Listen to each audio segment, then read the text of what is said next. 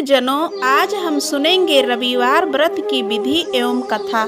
सर्व मनोकामनाओं की पूर्ति हेतु रविवार का व्रत श्रेष्ठ है। इस व्रत की विधि इस प्रकार है।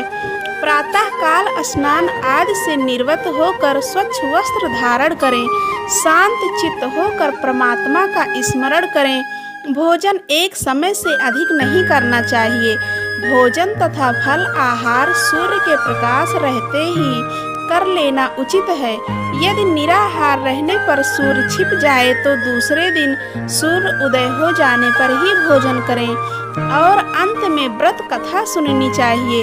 व्रत के दिन तेल युक्त भोजन कदापि ही ग्रहण न करें। इस व्रत के करने से मान सम्मान बढ़ता है और शत्रुओं का विनाश होता है। आँख के पीड़ा के अतिरिक्त अन्य सभी पीड़ाएं दूर होती हैं और घर में सुख समृद्धि बनी रहती है। रविवार व्रत की कथा। प्राचीन काल में एक नगर में एक बुढ़िया रहती थी। वह प्रत्येक रविवार को प्रातः स्नान कर घर को गोबर से लीप कर शुद्ध करती थी और इसके बाद भगवान को भोग लगाकर स्वयं भोजन ग्रहण करती थी।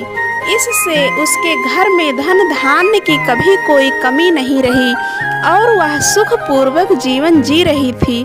वह जिस घर से गोबर लाती थी उसमें रहने वाली एक अन्य बुढ़िया ने सोचा कि यह मेरी गाय का गोबर रोज लेकर जाती है, इसलिए उसने गाय को घर के अंदर बांधना शुरू कर दिया। इससे बुढ़िया को घर लीपने के लिए रविवार को गोबर नहीं मिला। घर शुद्ध न होने के कारण उसने भोजन नहीं बनाया और न ही भगवान को भी भोग लगाया। इस तरह उस रविवार को बुढ़िया का निराहार व्रत हो गया। रात्रि में भगवान सूर्य देव ने उसे स्वप्न में आकर इसका कारण पूछा। तब बुढ़िया ने सब कुछ बता दिया। तब भगवान ने उसकी समस्या का हल करने के लिए मनोकामना पूरी करने वाली गाय का वरदान दिया। भगवान ने बुढ़िया को मोक्ष देने का भी वरदान दिया।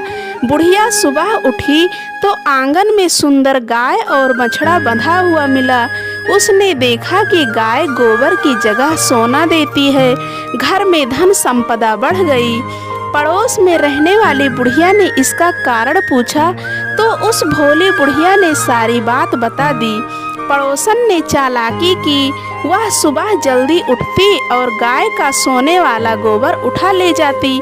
बेचारी बुढ़िया इसका कारण समझ नहीं पाई, लेकिन भगवान को उस पर दया आ गई।